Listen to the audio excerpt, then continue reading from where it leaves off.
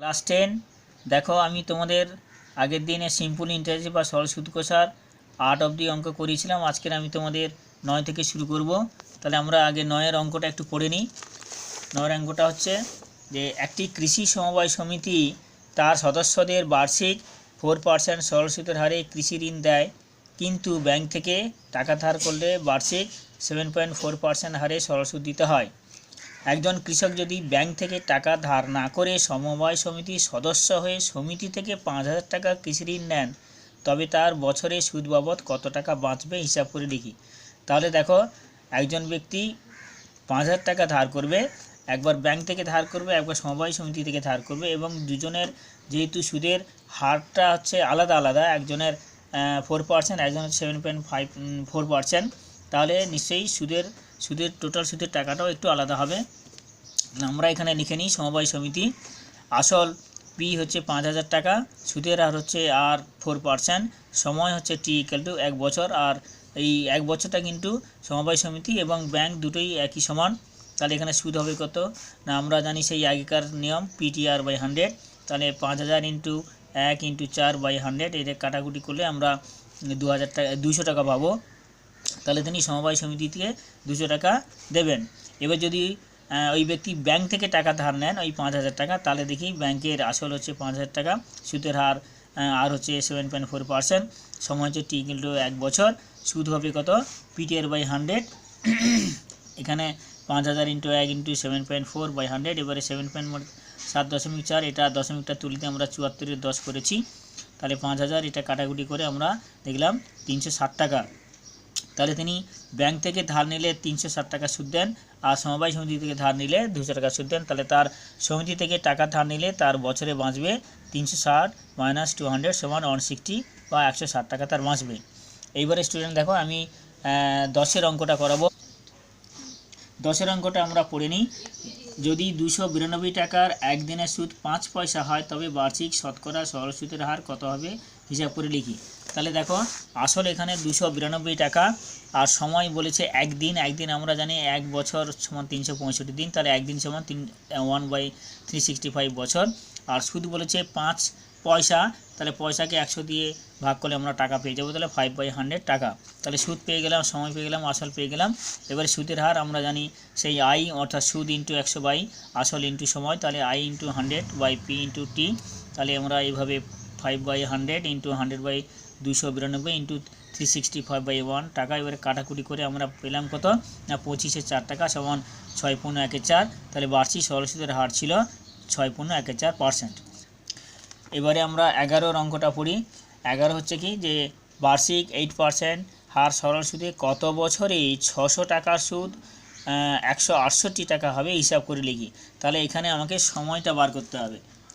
এখানে আসল দিয়েছে, দেখো আসল দিয়েছে 600 টাকা এবং সুদের হার আর ইকুয়াল টু 8%, সুদ হচ্ছে 168 টাকা।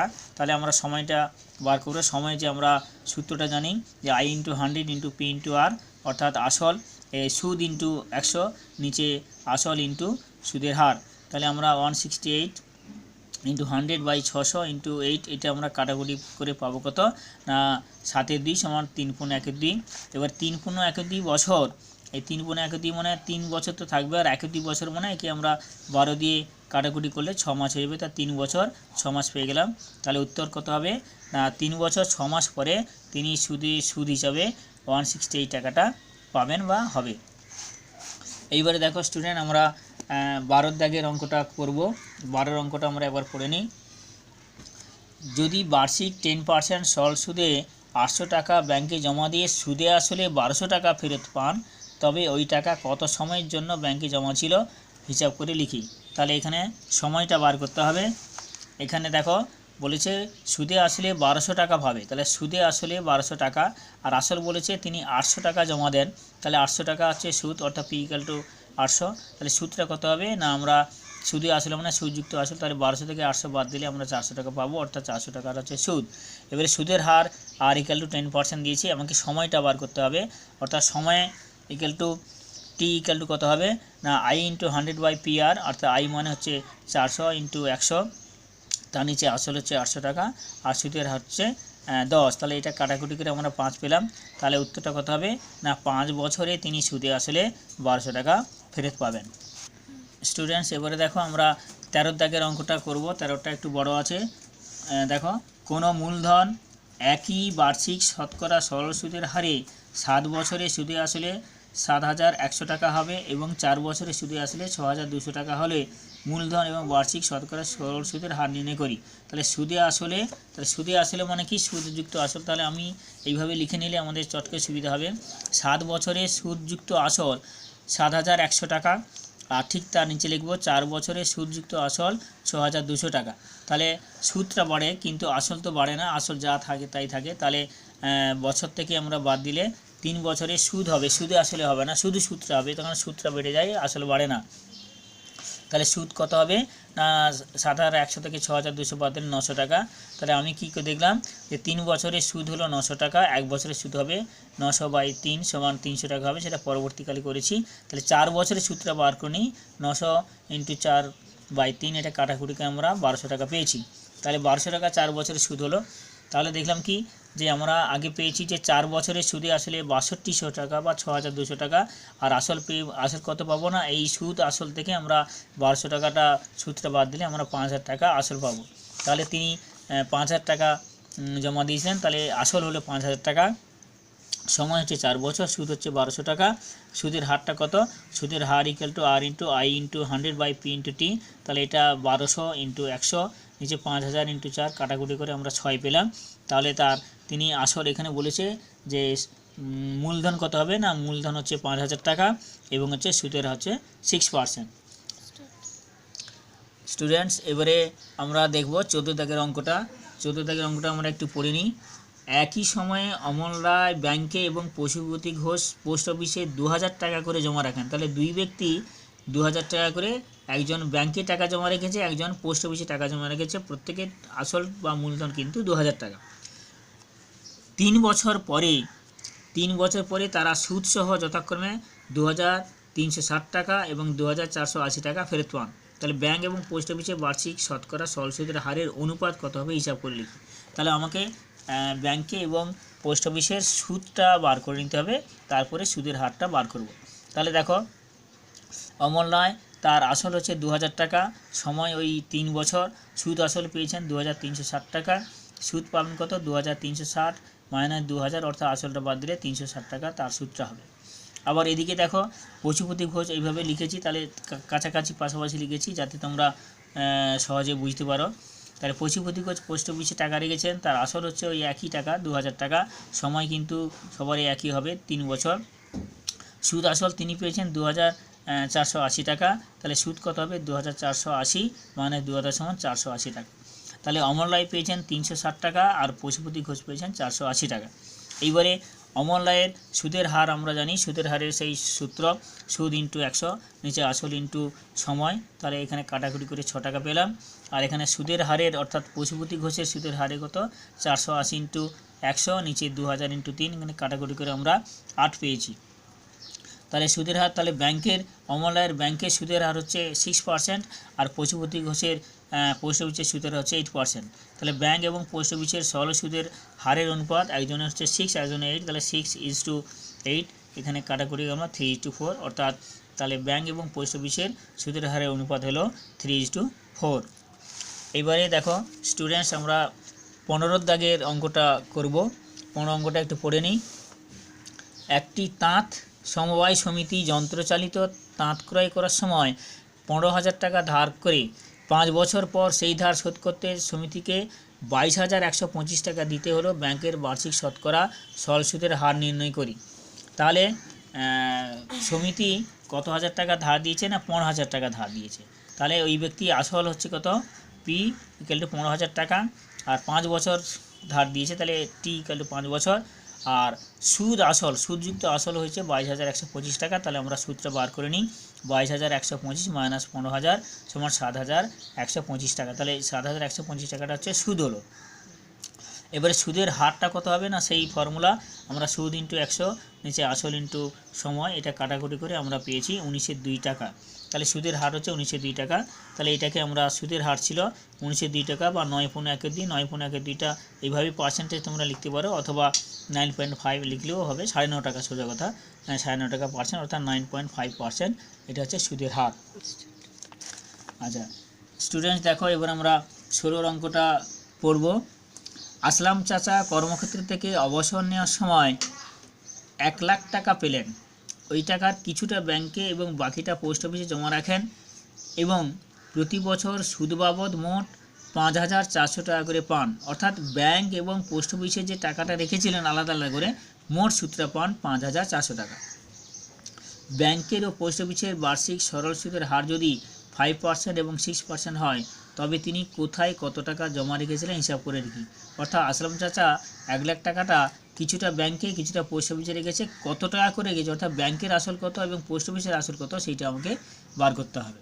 তাহলে আমি একটা জিনিস ধরে নিই, কারণ একটা ধরে নিলে বাকিটা পেয়ে যাব। মনে করি তিনি ব্যাংকে রেখেছিলেন X টাকা, তাহলে পোস্ট অফিসে রাখবেন কত না 1 লাখ টাকা থেকে আমি X টাকাটা বাদ দেবো। তাহলে এটা ব্যাংকের আসল হচ্ছে X টাকা আর পোস্ট অফিসের আসল হচ্ছে 1 লাখ মাইনাস X টাকা। তাহলে এখানে আমি লিখেছি ব্যাংকের আসল হচ্ছে X টাকা, সুদের হার 5%, সময় হচ্ছে 1 বছর, সুদ কত হবে সেই আমাদের সেই ফর্মুলা হচ্ছে X ইন্টু 1 ইন্টু 5 নিচে 100 কাটাকুটি করে আমরা পেলাম X/20 টাকা, অর্থাৎ সুদ হলো এই টাকাটা। এবারে পোস্ট অফিসের আসল কত 1 লাখ মাইনাস X টাকা, সুদের হার 6%, যেহেতু পোস্ট অফিসের সুদের হারটা আলাদা ছিল 6%, সময় কিন্তু একই সময় অর্থাৎ সেই 1 বছর, আর সুদ কত হবে না 1 লাখ মাইনাস X ব্র্যাকেট দিয়ে ইন্টু 1 ইন্টু 6 নিচে 100, এটা আমরা পরপর কাটাকুটি 6 কে 6 তাহলে 6 লাখ মাইনাস 6X নিচে 100। এইবারে তাহলে এই টাকাটা হচ্ছে আমরা পোস্ট অফিসের সুদ পেলাম আর এই টাকাটা আমরা ব্যাংকের সুদ পেয়েছি। এবার মোট সুদ অর্থাৎ এই টাকাটা এবং এই টাকাটা টোটাল আমাকে যোগ করতে হবে। তাহলে মোট সুদ তিনি পান X/20 প্লাস এবারে 6 লাখ মাইনাস 6X/100, এটা আমরা 20 এবং 100 লসাগু করে নিয়েছি 100। এবার এখানে 5X plus 6 lakh minus 6X, এটা আমরা কাটাকুটি করে একক দশক শতক হাজার ওই দিলে 6 লাখ মাইনাস X/100। তাহলে এই টাকাটা মোট সুদটা হলো। আর এই টাকাটা তিনি বলেছেন কি যে এই টাকাটা মোট তিনি পেয়েছেন কত 5,400 টাকা। তাহলে প্রশ্নানুসারে বা শর্তানুসারে বইতে যেটা লেখা আছে, তাহলে এই মোট সুদটা ইকুয়াল টু 5,400। এটা আমরা কি করি না এইভাবে কোনাকুনি গুণ করে নিলাম, গুণ করলে 540000 ইন্টু 600000 মাইনাস X, এটা আমরা এই Xটাকে এদিকে নিয়ে চললাম, মাইনাস Xটা এদিকে নিয়েছি প্লাসে ছিল, আর এই সংখ্যাটাকে এদিকে নিয়ে আসতে মাইনাস হলো, এবার কাটা বিয়োগ করে আমরা 60,000 টাকা পেলাম। তাহলে X ইকুয়াল টু 60,000। তাহলে তিনি যে ব্যাংকে রেখেছিলেন 60,000 টাকা, তাহলে তিনি রাখেন ব্যাংকে 60,000 টাকা। তাহলে পোস্ট অফিসে রাখবেন কত না 1 লাখ থেকে আমরা 60,000 বাদ দিলে 40,000 টাকা। তাহলে তিনি ব্যাংকে রাখেন 60,000 আর পোস্ট অফিসে রাখেন 40,000 টাকা। স্টুডেন্টস দেখো, এবার আমরা 17 দাগের অঙ্কটা পড়ব। রেখা দিদি তার সঞ্চিত অর্থের 10,000 টাকা দুটি আলাদা ব্যাংকে ভাগ করে একই সময় জমা দিলেন। একটি ব্যাংকের বার্ষিক শতকরা সরল সুদের হার 6%, অন্য একটি ব্যাংকের বার্ষিক শতকরা সুদের হার হচ্ছে 7%। 2 বছর পর তিনি যদি সুদ বাবদ মোট 1280 টাকা পান, তাহলে তিনি কোন ব্যাংকে কত টাকা জমা দিয়েছিলেন হিসাব করে লিখি। দেখো আমরা এই যে আগের যে 16 দাগে অঙ্কটা করেছি ঠিক একই অঙ্ক, একই ধরনের। এখানে শুধু সুদের হারের একটুখানি আলাদা আছে, আর টোটাল আসল টাকাটা ওখানে ছিল 1 লাখ টাকা, এখানে হচ্ছে 10,000 টাকা। এইটাই হচ্ছে শুধু আলাদা, নাহলে পুরো একই ধরনের হবে। তাহলে আমি এখানে একটা যে কোনো ব্যাংকে একটা তিনি ফিক্সড ধরে নিই। তাহলে মনে করি রেখা দিদি ব্যাংকে রাখেন X টাকা, তাহলে তিনি দুটো ব্যাংক রেখেছিলেন, একটা প্রথম ব্যাংক একটা দ্বিতীয় ব্যাংক। তাহলে প্রথম ব্যাংকে রাখেন X টাকা, তাহলে অন্য ব্যাংকে বা দ্বিতীয় ব্যাংকে রাখবেন 10,000 থেকে এক্সট্রা বাদ দিয়ে দিলাম। এবারে আমরা এইভাবে পাশাপাশি লিখলে তাহলে আমাদের সুবিধা হবে।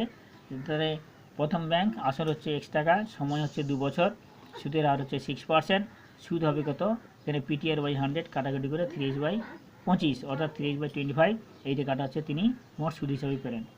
এবারে আমরা দ্বিতীয় ব্যাংকে তিনি দেখি, দ্বিতীয় ব্যাংকের আসল হচ্ছে 10,000 মাইনাস এক্স, সময় ওই একই ব্যাপার 2 বছর, সুদের হার এখানে 7%, সুদ ইকুয়াল টু পিটিআর বাই 100, অর্থাৎ এটা বসিয়ে আমরা কাটাকুটি করলাম, দেখলাম যে লাস্ট অবধি হলো কি না 1,40,000 মাইনাস 14x বাই 100, তাহলে এই টাকাটা হচ্ছে টোটাল সুদটা হলো।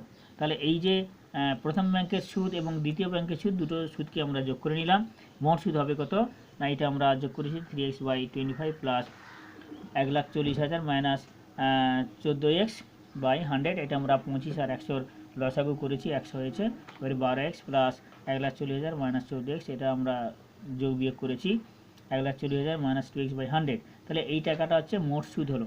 আর এই টাকাটা মোট সুদ অর্থাৎ তিনি পেয়েছেন 1280 টাকা। তাহলে আমাকে ধরতে হবে কি, বা প্রশ্নানুসারে যে এই 1,40,000 minus 2x by 100 equal to 1280, তাহলে এইটা আমরা পরবর্তীকালে লিখেছি 1,40,000 minus 2x by 100 equal to 1280। এবার আমরা এইভাবে কোনাকুনি গুণ করে নিয়েছি, 12,400 1,28,000 মাইনাস 1,40,000 মাইনাস 2x, এটা আমরা 2xটাকে মাইনাস 2xটাকে এদিকে নিয়ে এসেছি, প্লাস 2x হয়েছে, আর এই সংখ্যাটাকে সমান চিহ্নে এদিকে নিয়ে আসি, মাইনাস হয়ে গেছে। এবার আমরা বিয়োগ করতে 12,000 হয়েছে, তো 2x equal to 12,000, x equal to 12,000কে 2 দিয়ে ভাগ করতে 6,000 টাকা হয়েছে। তাহলে তিনি প্রথম ব্যাংকে রেখেছিলেন 6,000 টাকা, তাহলে বাকি ব্যাংকে রাখবেন 6 4 10 অর্থাৎ 4,000 টাকা। তাহলে রেখা দিদি প্রথম ব্যাংকে রেখেছিলেন 6,000 টাকা, দ্বিতীয় ব্যাংকে রাখবেন 10,000 থেকে 6,000 বদলে 4,000 টাকা। তাহলে রেখা দিদি প্রথম ব্যাংকে রাখেন 6,000 টাকা এবং দ্বিতীয় ব্যাংকে রাখেন 4,000 টাকা। স্টুডেন্টস দেখো, আমরা এবারে 18 দাগের অঙ্কটা করব। 18 দাগের অঙ্কটা আমরা একটু পড়ে নিই। কোনো ব্যাংক বার্ষিক 5% সরল সুদ দেয়, ওই ব্যাংকে দীপুবাবু বছরের প্রথমে 15,000 টাকা জমা দেন এবং 15,000 টাকা জমা দেওয়ার 3 মাস পরে 3,000 টাকা তুলে নিলেন এবং ওই টাকা তুলে নেওয়ার 3 মাস পরে আবার তিনি 8,000 টাকা জমা দিলেন। ওই বছরের শেষে অর্থাৎ মোট 1 বছর, ওই বছরের শেষে দীপুবাবু সুদে আসলে কত টাকা পাবেন নির্ণয় করি। তাহলে এখানে দেখো, এটা জটিল অঙ্ক। এটাকে যদি আমরা পরপর সরক নিই, প্রথমে টোটাল 1 বছর, প্রথমে 3 মাস, তারপরে আবার 3 মাস, তারপরে আবার 6 মাস, তারপরে 3 3 6 যুক্ত 6 সমান 12 মাস মিলে 1 বছর। তাহলে এটা আমরা একটু ভাগ ভাগ করে নিলে সুবিধা হবে, নাহলে জটিল হয়ে যাবে। আমরা প্রথমে ধরেছি কি তিনি 15,000 টাকা জমা দিলেন ব্যাংকে, তাহলে আসল হচ্ছে 15,000 টাকা, সময় 3 মাস, প্রথমে তিনি 3 মাসটা জমা দিয়েছেন, তাহলে 3 মাস মানে 3 12 বছর, আমরা জানি 12 মাসে 1 বছর হয়, 3 12 বছর। আর সুদের হার ছিল সববারেই কিন্তু 5% সুদের হার, তাহলে সুদের হার ছিল 5%। তাহলে সুদ কত হবে না 15 সেই পিটিআর বাই 100, 15,000 ইন্টু 3 12 ইন্টু 5 100 টাকা, এটা আমরা কাটাকুটি করে পেলাম। 375কে দিতে ভাগ করলে 187.50 টাকা, তাহলে এই টাকাটা হলো তিনি 3 মাস পরে সুদ পেলেন। এইবারে দেখো, দ্বিতীয়বারে তিনি কি করলেন না 3,000 টাকা তুলে নিলেন, দ্বিতীয়বারে তিনি 3,000 টাকা তুলে নিলেন, তাহলে আসল কত হবে, 3,000 টাকা তুলে নিলেন, আগে তো 15,000 টাকা জমা দিয়েছিলেন, তাহলে কত টাকা থাকবে, তাহলে আসল হবে কত না 15,000 থেকে 3,000 বাদ দিলাম 12,000 টাকা, তাহলে দ্বিতীয়বারে যে টাকাটা খাটবে সেটা 12,000 টাকাই খাটবে। সময় কত না 3 মাস, মানে পরবর্তী 3 মাস তুলে নেওয়ার পরে 3 মাস, তার মানে 3 মাস মানে সেই 3 12 বছর, আর সুদের হার কিন্তু একই আছে 5%, তাহলে সুদ হবে কত, তাহলে আমি দেখি 12,000 টাকার যে টাকাটা খাটবে 3 মাস তার সুদটা বার করে নিই, তাহলে 12,000 ইন্টু 3 12 ইন্টু 5 100, এটা কাটাকুটি করলে হবে 150 টাকা। তাহলে প্রথমবারে সুদ পেয়েছিল 187.50 টাকা, দ্বিতীয়বারে সুদ পেল 150 টাকা। এরপর তিনি কি করলেন না, এরপরে আবার তিনি 8,000 টাকা জমা দিলেন, তাহলে 8,000 টাকা জমা দিলেন, তাহলে আসল আগে ছিল কত না 12,000 টাকা, পরে জমা দিয়েছেন 8,000 টাকা, তাহলে মোট হলো কত 20,000 টাকা। তাহলে পরের যে 6 মাস কাটবে, প্রথমে 3 মাস, তারপরে 3 মাস, তারপরে বাকি সময়টা অর্থাৎ 6 মাস কাটবে, তাহলে পরের সময়টা কত হবে না 12 থেকে পর্বত দুটো 3 বাদ চলে গেছে, তাহলে 6 মাস থাকবে, 6 মাস মানে 6 12 বছর, তাহলে এই 6 12 বছরটা এই 20,000 টাকাটা খাটবে। তাহলে এখানে সুদের হার হবে কত 5% ছিল যা আছে, তাহলে সুদ হবে কত না আমরা জানি সেই 20,000 ইন্টু 6 12 ইন্টু 5 100, এটা কাটাকুটি করে আমরা পেলাম কত না 500 টাকা। 500 টাকা, তাহলে প্রথমবারে হচ্ছে পেয়েছিল না 187.50 টাকা, তারপরে 150 টাকা, এখানে 500 টাকা, তাহলে মোট সুদ হলো 1 2 3টে, তাহলে 3টে আমি সুদ যোগ করে ফেললাম, যোগ করার পরে আসলটা ছিল সর্বশেষে আসলটা ছিল 20,000 টাকা। তাহলে তিনি 1 বছর পরে পাবেন কত, সুদে আসলে পাবেন কত না 20,000 টাকা আসল ছিল, তারপরে 500 টাকা সুদ যোগ করেছি, তারপরে 150 টাকা, তারপরে 187.50 টাকা, টোটাল যোগ করতে কত হলো না 20,837.50 টাকা। তাহলে তিনি 1 বছর পরে 20,837.50 টাকা সুদে আসলে ফেরত পাবেন।